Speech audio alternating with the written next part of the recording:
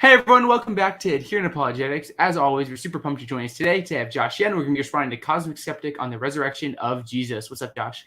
I'm doing great, thank you. How are you, Zach? Oh, I'm doing good. Beautiful day. I just woke up and we're ready to go. So it should be a lot of fun talking about the resurrection. So yeah, do you have any preliminary thoughts, Josh, on this video? We have just a short clip pulled up from Alex O'Connor that we're going to walk through. So Josh, do you have any preliminary thoughts before we get into it? I think talking about the resurrection is always very, very fun and very interesting because, as you said previously in the kind of the development of this, it's really one of the cornerstones of the Christian faith. You could see kind of this idea of all the other biblical texts. Yeah, it's important to view them in a certain way or stuff like that. But to some degree, at least to me, there is some sense of leeway. Like you could look at the Genesis and it's not like, oh, you have to take this literally or anything like that. But when you come to the resurrection, you pretty much have to take it literally. You can't go on and go full on Jordan B. Peterson and say, oh, this was just a psychoanalytical text here. I mean, it is indeed the very cornerstone of the Christian faith, and it is a very interesting thing to discuss.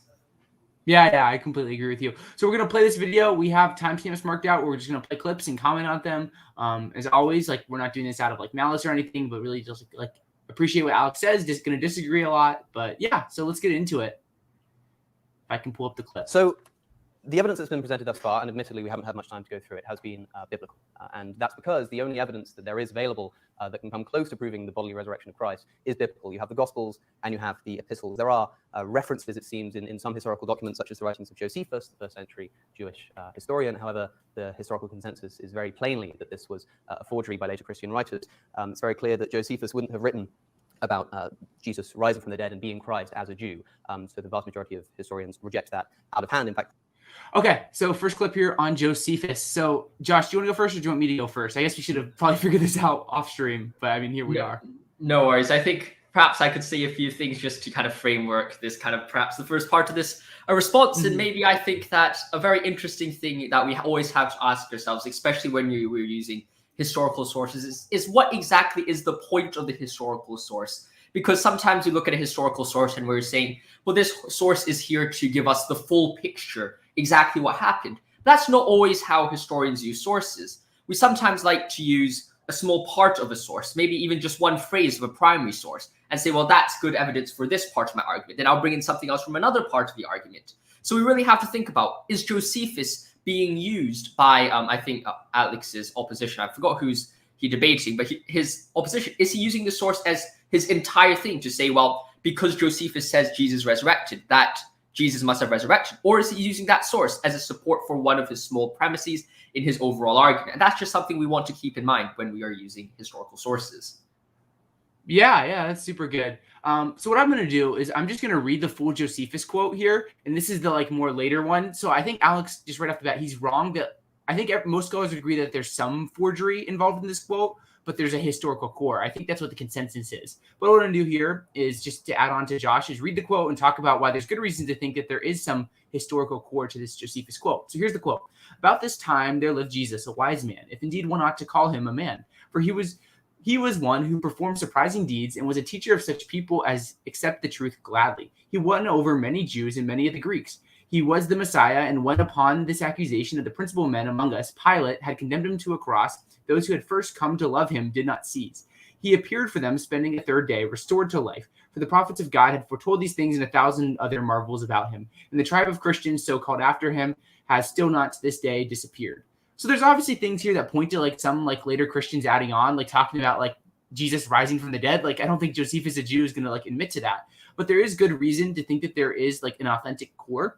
And I do want to say a lot of what I'm about to say, I found through looking at different resources, especially if you go to Belief Map. It's a website like Junta. He has a lot of stuff on this Josephus quote. So you can check that out. But one argument to think that this quote is has some historical core is the non-Christian phrasing. So if you look up, you can just pull up this quote. You can look it up on Google or whatever. Famous last words. It says there's things here that point that a non-Christian originally wrote this, say Josephus. So first, Christians typically identify Jesus as just Jesus, but rather Jesus Christ or Christ. If you remember, Jesus is the Christ, the one who fulfills the prophecies according to Christianity. But in this Josephus quote, all you have is Jesus. So it's just a hint that maybe there's some non-Christian elements here. Josephus says that Jesus is a wise man, which is a lower view of Jesus than the Christians are going to have. So again, pointing to not just a Christian forgery. He says that he's a doer of wonderful works, which is not how Christians are typically going to refer to Jesus. Like, they're going to refer to him as the Messiah, the incarnated Son of God, like things like this, the Savior of the world, not just a wise man. That's a very low view of Jesus if it's a completely forged quote. Jesus didn't win the Greeks, his followers did. So this is something like Josephus talks about in this quote, how Jesus wins the Greeks. But Jesus didn't really win many Greeks if you read like the Gospels. It's more of his followers who go and share the gospel with the Greeks. And finally, a tribe of Christians is not like a Christian perspective on these things. So if this is just totally like made up by Christians, like why does he call them the tribe of Christians? This isn't how Christians would view themselves.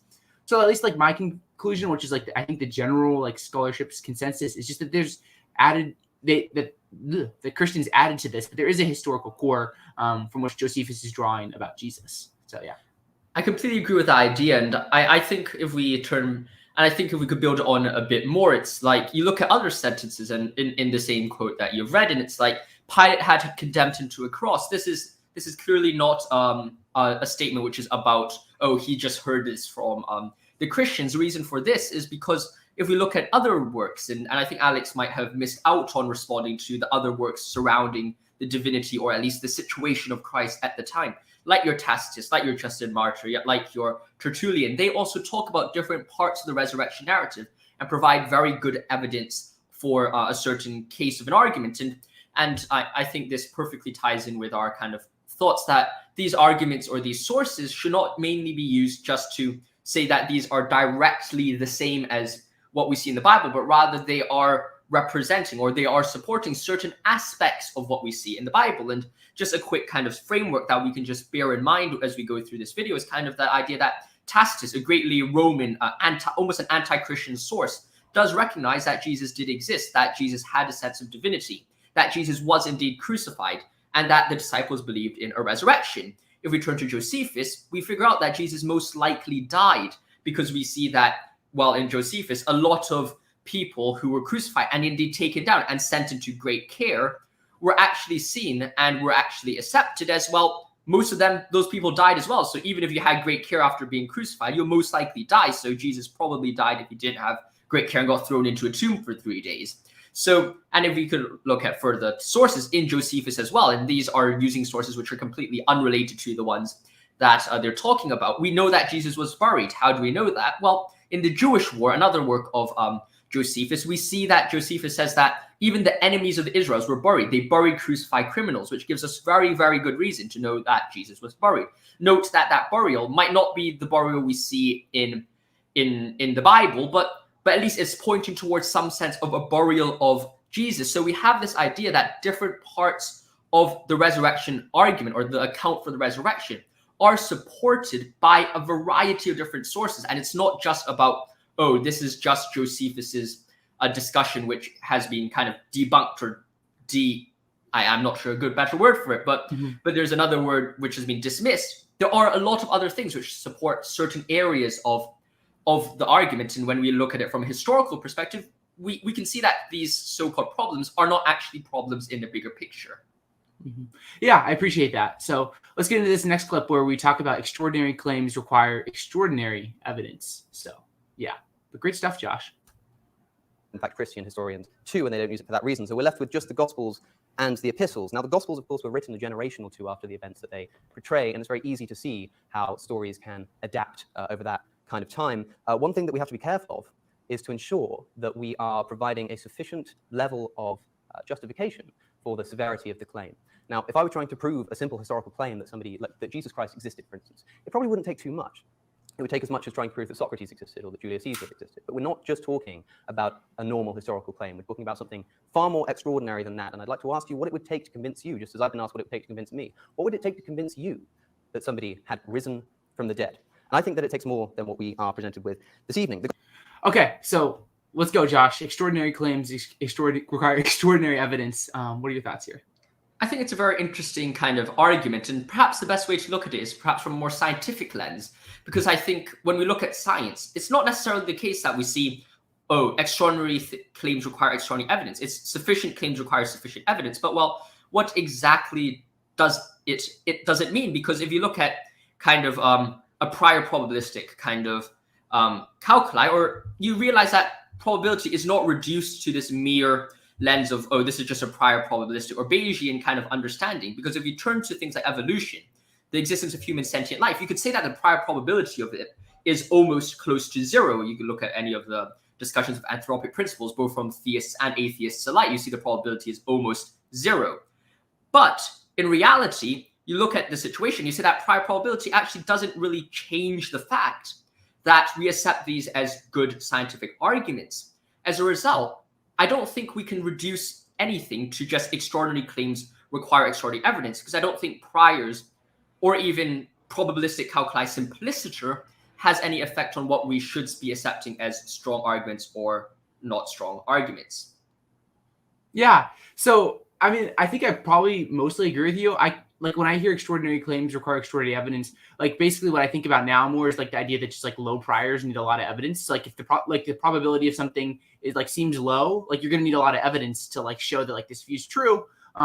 Which is interesting because like I was literally just reflecting, like listening to this clip, which I hadn't before, like in prep for this, like on like say like the Big Bang, like we have all of like space time condensed into like this hot dead state and expands out of this like singularity, and it's like, well, what's the prior probability of that happening? And it's like it can't be very high. Like there's nothing like built into the hypothesis of like theism or atheism that says like that's the way the world is going to be. But like we all believe that that's what happened, so like we have to like deal with that. So it's just like, to me, it's like, okay, well, yeah, there's going to be low priors, but if we have good evidence, then like, yeah, we should still accept the claims, like just like we accept like the Big Bang or something like that. And then we look at things like, say, like if God exists and creates the universe, well, like, and then there's like some reason he creates like morally valuable beings like you and me, like, well, maybe there's going to be some reason why like he's going to like want to like reveal himself to the world, and that's going to like raise like the priors of like religiously significant claims, such as like the resurrection, or I'm fine with that being applied to like the Book of Mormon or Islam or whatever.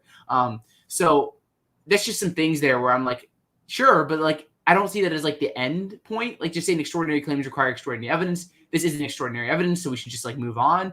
But like more of like the beginning of like, well, like what evidence should we expect like if Jesus rose from the dead?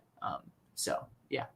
I completely agree with you on that point, and I think it just demonstrates perfectly the idea that it isn't sufficient to just throw everything down to probabilistic. Not that I'm saying probability is bad or anything, but it seems just that when we're looking at every individual situation, there's a lot more which goes into it. Now, of course, a probabilistic calculus guy is going to come back to me and say, well, you're just putting all of that into probability calculus. But I do think that when we're looking at everything from a case-by-case approach, we realize that there is a way more complex situation than what initially just meets the eye. Mm-hmm. I wonder, like, so Alex is very critical. In the past, he's been very critical of young Earth creationists. So I wonder if like a young Earth creationist could run like a symmetrical argument, as Alex is making here. We're saying like, well, Alex, the prior probability of evolution is really low. Like, come on, man. Like, this is an extraordinary claim to say that through some sort of process, whether it's random or like there's some sort of thing going on with like convergence or whatnot, like the prior probability is super low, Alex. So we're going to need some extraordinary evidence to show that evolution is true. And I just don't see that. So I'm going to just like not believe in evolution. Like, it seems like to me, like if we're just going to stop there, like the potentially like you're going to open all kinds of doors to believe all kinds of like just like very like odd things if you kind of just stop at this point. So yeah, I completely agree with your analysis. Wow, you're so kind to me, Josh. You need to like destroy me one of these days. Okay, let's keep on going. The gospel accounts are, for a start, contradictory and filled with mythology, even in just the resurrection story. For instance, we can talk about the empty tomb.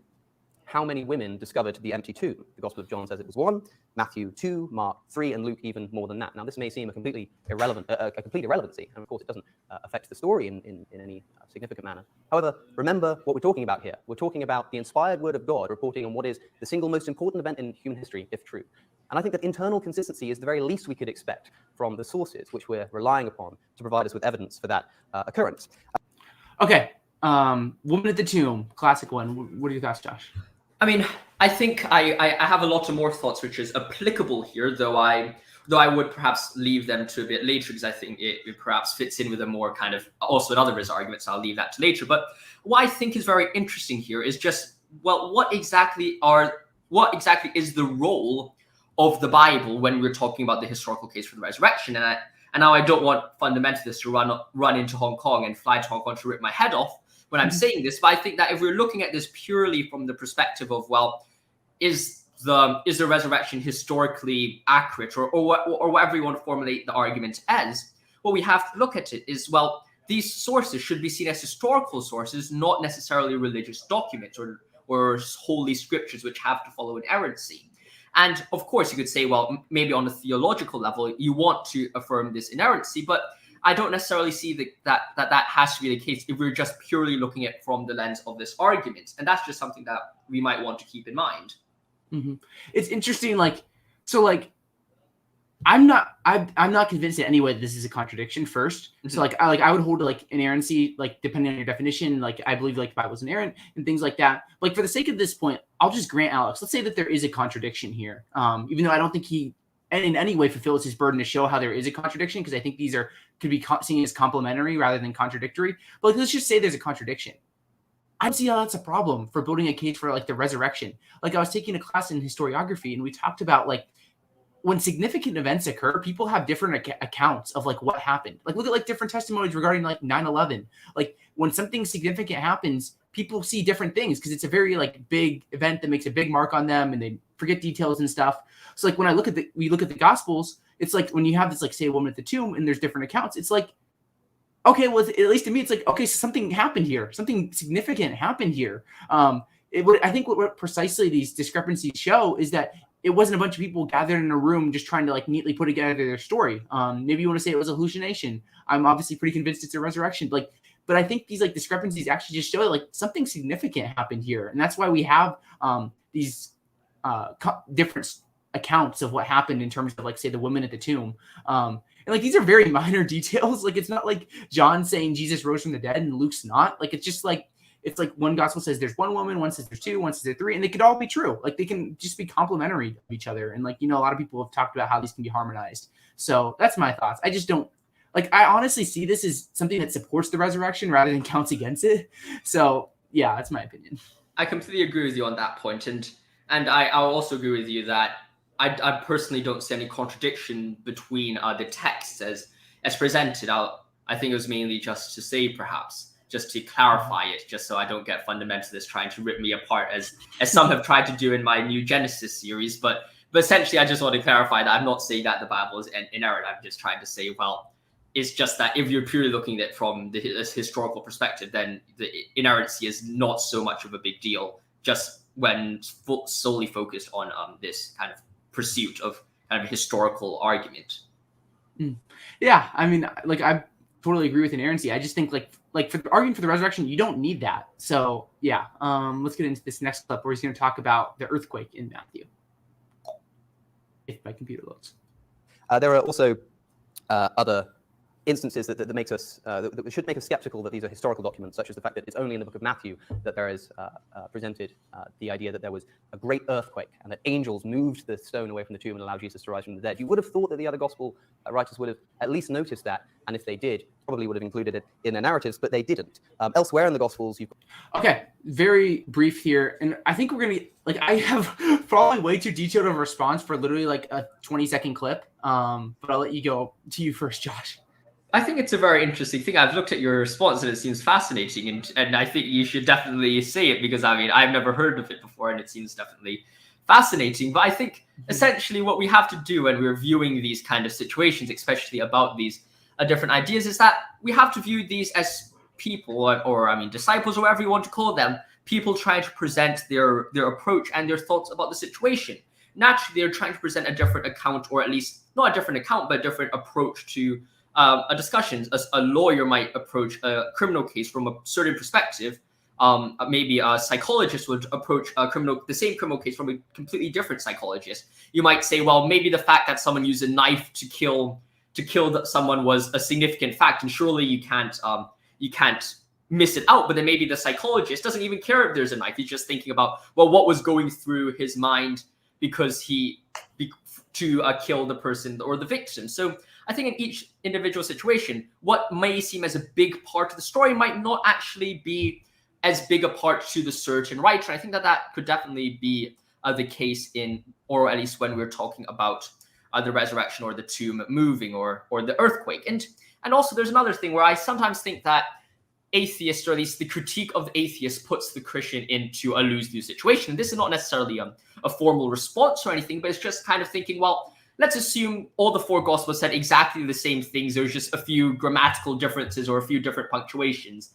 You could almost expect the atheist to then say that it is a complete conspiracy if everything was completely the same, at least from a historical lens. If I saw 10 documents from first-person sources and they all said exactly the same thing, I'll have a few red flags popping up in my mind when I'm reviewing the sources. So there's just this kind of idea that no matter what we want to do with the sources, there'll always be a bit of a problem there. So it's just best to view them as historical sources, and that's perhaps the best we could go off.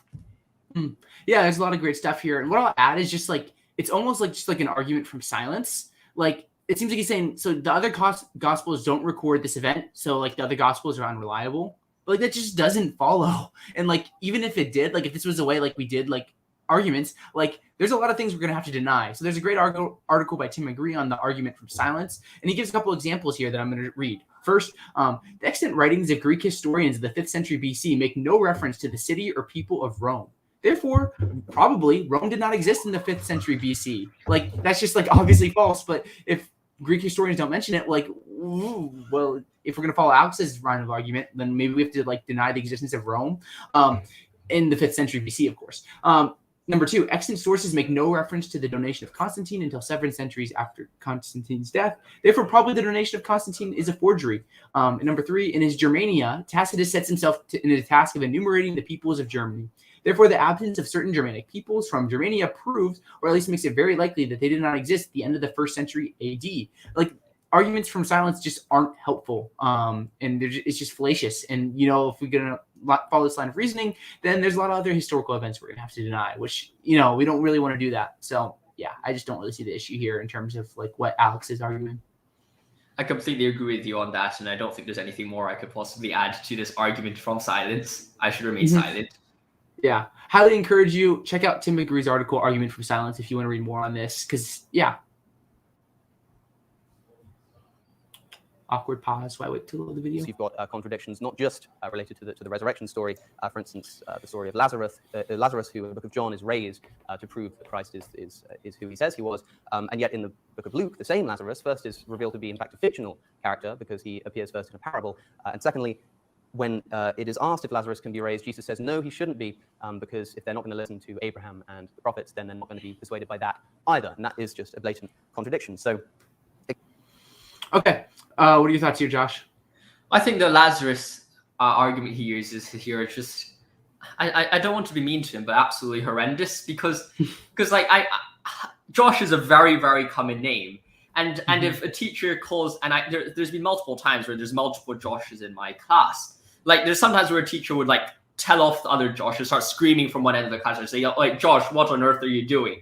Like, if we were to follow his logic about Lazarus, you could very much easily come to the conclusion that, oh, the teacher was telling off me as well as him, but then the fact that he wasn't telling off me was somewhat contradicting his other account of telling off the other student, which is clearly quite a flawed situation. So I think here, perhaps another way to illustrate it is just to look at the parable of the hare and the tortoise. I'm not sure if they call them parables or fables, but essentially there's this idea that, well, the idea that these two people have to be the same is not only nowhere stated in the Bible, but it seems to suggest that if you say, well, look at the hare and the tortoise, you could say, well, you could find a similar critique to say, well, maybe, oh, a race between a hare and tortoise would never occur. Furthermore, since my pet hare or my pet rabbit never races my pet tortoise around the garden, well, then it demonstrates that this parable or this fable is completely wrong. But by doing that, you're completely missing the entire point of the story or the fable in the first place. And I think that is exactly what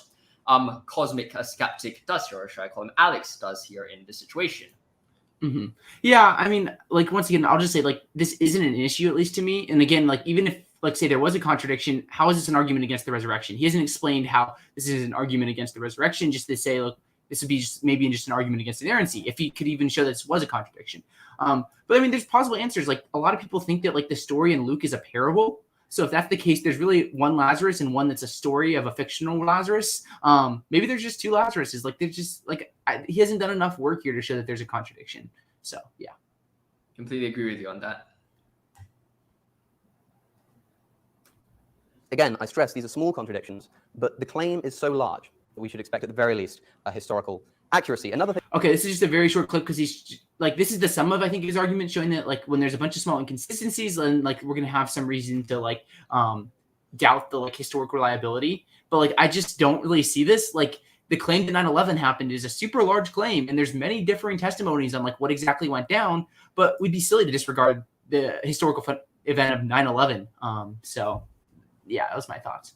I completely agree with you because I've recently been doing some history, and on the Tet Offensive, I'm writing a bit of an essay or some coursework for my history course, and essentially I'm going through these texts, like the CIA recently declassified some documents on the Tet Offensive, so I've been scrolling through like 100 odd different documents over the past like week, and you look at them, and some of them are even from the same source, the same government, within 3 days of each other, and there are various different kind of not contradictions but inconsistencies between the different accounts are telling about different kind of developments. Even in fact, in some of them, in the top part of the report, you'll see, there's significant movements in North Vietnamese forces in the area. And then in the second part of the report, they will be saying, there is no significant movements worth of note for the president. And then you can have all these kind of small differences throughout kind of your historical pursuit. And in no situation will you then say, well, these sources are just completely pointless, let's throw them all into the bin, because there are very, very useful sources. So I essentially think that if we are just looking at this from a historical case, which I think that we are doing when we are approaching a historical case for the resurrection, hence we're calling it the historical case for the resurrection, not the biblical inerrancy case for the resurrection, well, we should expect these inconsistencies and just go on with them, because that's something that historians throughout history have learned to do, and that's something that we, if we're pursuing this historically, should also take into consideration and make the most of. Yeah, I just think that I completely agree with you, and we should probably keep going. So let's just look at this next clip. Phillips. Another thing that should give us cause for concern with the Gospels and the Epistles, but I'll start with the Gospels, is what appears to be instances of mythology. And one of the hallmarks of mythology is what some people have called plagiarism in quite a derogatory manner, but I don't think so. It's the same as any myth travels throughout time. You see different incarnations. For instance, I'll take an example that was given by Dr. Richard Carrier, who I know that Jonathan has debated on my friend Justin Briley's show at least once. He points out that in the book of Luke, there's a story of Cleopas, who travels from Jerusalem to Emmaus, and upon that road, just after the body of Christ has disappeared, and when on that road, Christ appears and reveals the secrets of the kingdom, and Cleopas goes and tells everybody. Now, conveniently, Cleopas means tell all or proclaim. Now, compare that to the earlier Roman story of Proculus traveling to Rome, after Romulus's body had vanished. Romulus appears to Proculus and reveals the secrets of the empire, and Proculus then goes and proclaims that too. And of course, Proculus also means proclaim. And the similarities between these stories are too many to be mere coincidence. They travel on a road that is precisely 14 miles long. They're both traveling from a mountain to a valley, and so on and so on. It's very clear that the story is borrowed. Now, does this mean that there's no historical accuracy in the Gospels? Of course not. What it means is that the Gospels are riddled with myth, and it's not an easy task to discern what is history and what is not. And if the only evidence that we really have for a bodily resurrection comes from within these texts, then we should be incredibly skeptical before we try to accept it. Okay, what are your thoughts here, Josh? Well, I think it is quite an interesting argument, but it's not a very good one at the same time, because I personally think that similarities don't mean a copy. Throughout history, I mean, there's this common phrase, history repeats itself, but the reason why that phrase exists is because history does actually repeat itself a lot. And as a result, the fact that there's similarities between 2 points in history, I don't see as a forgery at all, because these situations can certainly happen over and over again. And as I've said previously at the start, it's like these claims which we're using to argue for the resurrection are supported by a variety of different historical sources, such that even if we threw away the entire Bible in our pursuit, there is enough evidence, I think, in Tacitus, Josephus, Tertullian, and all these other sources to be able to provide a similarly powerful case for the resurrection without the use of the Bible at all. So mythology or not, I think that this argument doesn't stand, even though I don't. You muted yourself, Josh, at literally the last second. Josh, you there? Can you hear me? Josh? I have returned. If you're listening live, can you hear Josh or can you not hear me? Can you hear me now? I can hear you now. Okay, sorry. I think I bumped my mic a bit, and then StreamYard pushed my audio input to something completely different. But essentially, I was just saying that I genuinely don't think it's mythology. But But honestly, it isn't a very big challenge to the resurrection, because even if you get rid of the entire Bible, you still have a very powerful case for the resurrection. Okay, yeah. So I agree with you a lot, and I'll just add on. The first question I just always wonder when I think about this is like, why are first century Jews using pagan texts to like create their like Messiah figure when they despise paganism? Like, if you look at like a devout Jew doesn't like paganism. It's not like, I just don't see why they would use like pagan texts to create their Messiah. That just doesn't make sense to me. Alex is only showing correlations. He never shows where they're actually plagiarized, which is a super important point. Because I've been reading William Lane Craig's new book on the historical Adam, and he's been talking, like the chapter I've been reading, he's talking about the idea that like the Genesis 1 through 11, like it's stolen from accounts like the Epic of Gilgamesh and stuff. He brings up, it is very tricky to show that it is the causation. You can show correlations, but you have to show where like things are directly borrowed. Say shared like language roots, or like people like citing the same things. Like you have to have some sort of like evidence to show how like, say the Christian authors are looking at the story of Cleopas and then using it. Like, and Alex doesn't show any reason. He just shows correlations. And there's a great example that is used here to talk about like why correlation doesn't equal causation. And I'm just going to read this from Craig's book on page 73. And he talks about this. And it's a famous example regarding the Titanic and the correlations between a novel and the actual event that happened a few years later. So here's what he says. He says, one problem is that isolated, even if striking similarities may exist between two narratives that are independent of one another. An instructive illustration of this point is Morgan Robertson's novel, The Wreck of the Titan, published in 1898, 14 years before the sinking of the Titanic. In Robertson's story, a great ocean liner, Titan, the largest in the world, was said to be unsinkable. One night in April, it strikes an iceberg on her starboard side on the North Atlantic, 400 nautical miles off Newfoundland. It sinks, and most of its passengers and crews perish in the icy waters owing to a lack of lifeboats. The points of commonality with the sinking of the Titanic there are quite uncanny. When read in their literary context, they are part of the story of John Rowland, a young deckhand who survives the wreck, is charged with kidnapping a female passenger, is exonerated, drops out of society, and finally reemerges as a successful government civil service. If one did not know the date of Robertson's novel, one might as well surmise that it was a fictional account based on the sinking of the Titanic. So Craig uses to show that like correlations don't mean causation. Like Alex still has all his work in front of him here, where he's going to have to show that like first century Christians or second century Christians are borrowing these texts to like create their own story. So that's the point. So there's still a lot of work here that Alex has to do if he wants to make this point. I completely agree with you. And I think that is definitely a great thing to keep in mind. The thing is just phenomenal.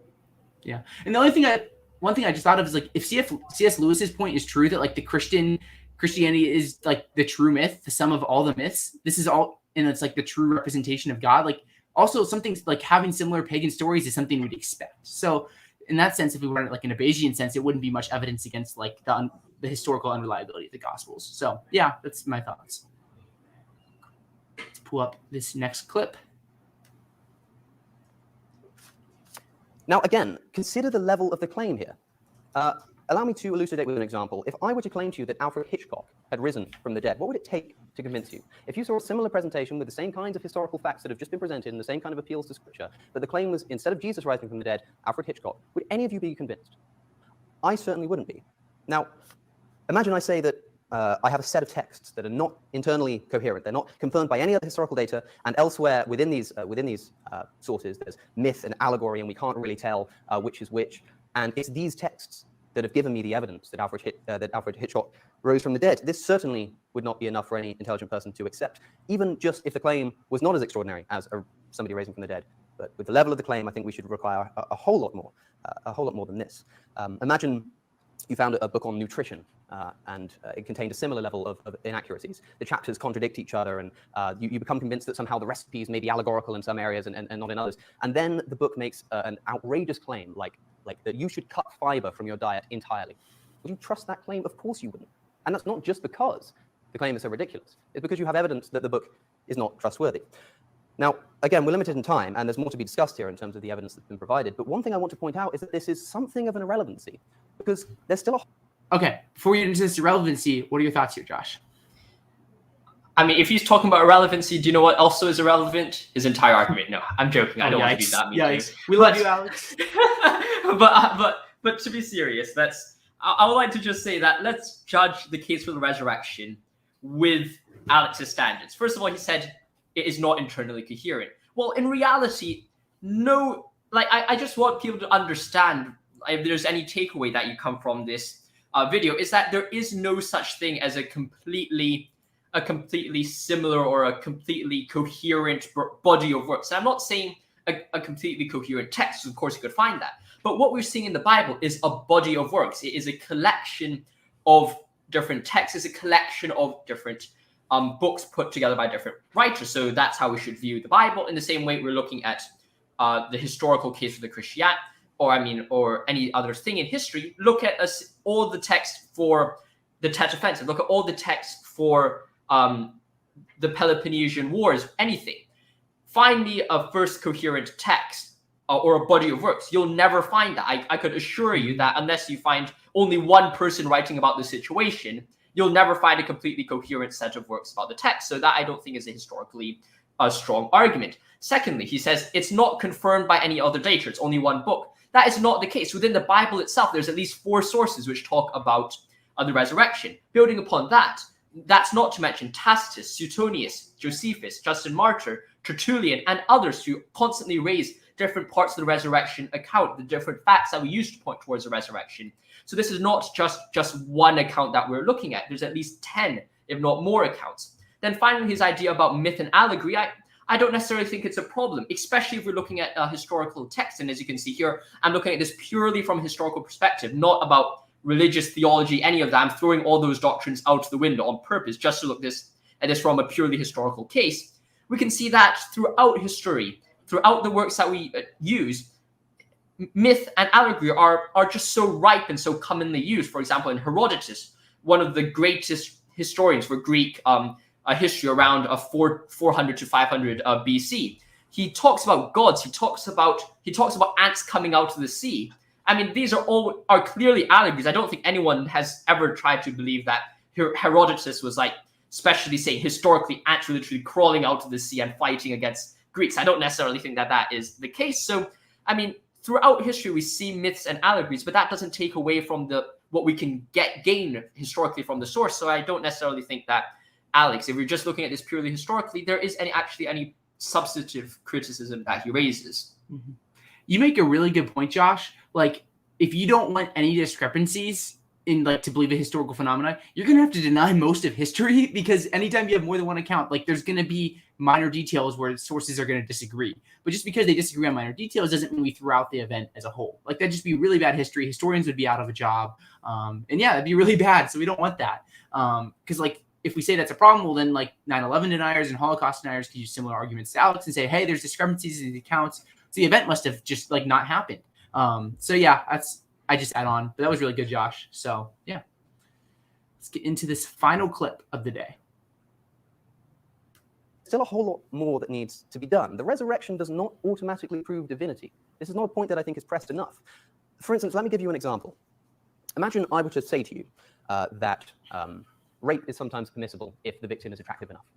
What would you think of me if I said such an awful thing? You'd think I was some kind of moral monster. But then I say, oh, no, sorry, I forgot to mention, I rose from the dead the other day. Are you going to be any more convinced by my moral claim? I don't think so. And this is even if I were to prove that I'd risen from the dead.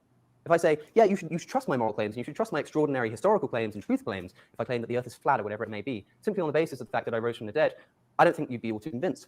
And that's even if I was able to prove to you that I had risen from the dead. What we're dealing with is not just a case where we know someone's risen from the dead, but where we have maybe some good reason, maybe not to believe that he might have risen from the dead. And all that we have to support that is something along the lines of, well, the disciples seemed to think so. According to whom? Well, of course, according to the gospel. That's a question I'd also like to ask Jonathan, is if you have any extra biblical evidence, and by extra, I don't mean extra biblical, please. I mean extra biblical evidence. Alrighty, here we are, and there's all my NFL highlight videos that I watch when I should be doing homework. Josh, what are your thoughts here on this final clip? I mean, I think his analogy to rape is completely flawed, because I mean, it has the hidden premise that someone who could rise from the dead could also make such a statement, which I don't think is necessarily the case, because if someone could rise from the dead, I think they're God, and if they're God, then they're perfect. Mm-hmm. Yeah, I think this is a point where if you talk to Alex now, he's gonna have changed his mind, because I think in some video he talks about the idea that the common atheist claims that maybe I'd believe in the Christian God, but I wouldn't worship him. I think Alex in one of his videos dismisses that and says that's a bad argument because if God is perfect, as like Christians typically define him, then like that argument's just not going to work. So that's what I was literally going to say. It's just like, yeah, if we define God as, well, not if we define God, but if God is perfect is like tradition and just like understandings of God traditionally like believes, then like he's perfect. And like, it doesn't really, it's not going to be like an issue. So yeah, that was all I really had on that. So you have anything else, Josh?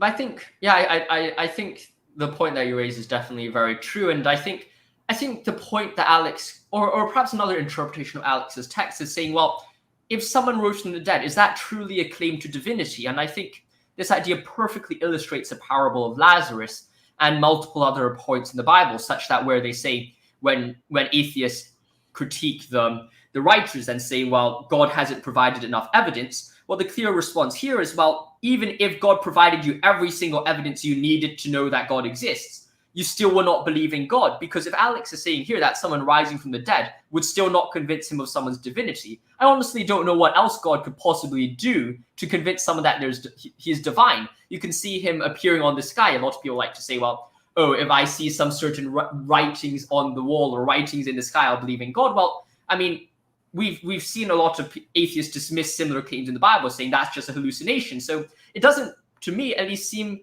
it's possible for anyone to actually find a situation where the Christian could actually prove any good reason for God to exist without atheists just throwing out one of his millions of arguments to just, dismiss it as a hallucination or this or that or whatever, because nothing's ever going to convince them. So I think that this point of Alex, or at least this other interpretation, is just a case to prove that no matter what God does, they'll always be able to find a way to disprove it. As a result, there is no problem of this hiddenness problem. Mm-hmm. Yeah, interesting stuff here, Josh. So much fun. And we'll go to concluding remarks just here in a second. But I do want to say, just take a minute to pause and say thank you so much to everyone who's been tuning in. If you're new here, I always encourage you to subscribe. Hit the subscribe button if you're watching live or on YouTube. And if you're on podcast, you can press subscribe as well. Leave a review if you're on podcast. Really appreciate that. And leave a like if you're listening via YouTube. And if you really enjoyed the channel, consider becoming a member. We do have a new member to thank. So thank you to Josh Carnes for becoming a member through YouTube. Really appreciate your support to keep the channel going. And if you enjoy the channel, you can become a member for $1.99 a month right now. You can click the join button on YouTube, or there's links if you're listening via podcast. But with that out of the way, Josh, what are your concluding remarks? Because like I really enjoyed this video, and I feel like the energy was like flowing today. So yeah. To conclude, I think it's been a fascinating video. I always love discussing the resurrection with people, and to finally kind of end off the discussion is to really say that we're not viewing this from a theological statement. I mean, perhaps from a theological statement, you could provide a different argument. And I think that is definitely fine as well. But if we're purely focusing from historical standard, you realize that, well, maybe most or even all of the arguments that Alex raised do not necessarily apply significantly if we're looking this seriously from a historical perspective. So that's just something that I want you guys to just keep in mind, that we don't expect full coherency or no contradictions at all when we're looking at history. Historians never look for a complete coherent worldview. They're completely open to the ideas of contradictions, and it is actually via these contradictions that you learn more about the sources you're using, which makes that even more useful for your development of the truth or understanding about historical claims. Yeah, that's super well said, and I think I'd probably just echo everything you said. So I'll just add on to Alex, if you ever like listens to this, really appreciate you, Alex. You do great content, stuff like this, and I hope that like, even if you disagree with us, you found this edifying. Like Josh and I aren't here like out there just trying to like destroy the non-believers or whatever, but really just like look at these things, think about them critically, and hope that it just serves you in your search for truth. Because, like hopefully like Christian, atheist, like whatever you believe, you really just want truth out there, and you just want to follow truth wherever it leads. And we think it leads to a reresurrection. But I mean, if you have counter arguments, let's do it. It's fun. It's always fun to engage these things. So yeah, Josh, thank you again for coming on. One of these days, I'll be able to add Apologetics for All on like the YouTube like title. For some reason, I still can't. I tried this morning right before we went on. But your channel is linked down below, so I highly recommend Josh's content. So you can check that out. It'll be in the show notes too if you're listening via podcast. But yeah, Josh, thank you again for coming on. It's been so much fun. It's always a pleasure being here. Thanks a lot. Yeah. And to Oscar, Curity, Ken, John Dunphy, Jordan, everyone who's here, wish you the best. Have a good rest of your day, and a good morning or a good evening or a good afternoon, I guess, depending on where you are. Have a good one, and God bless.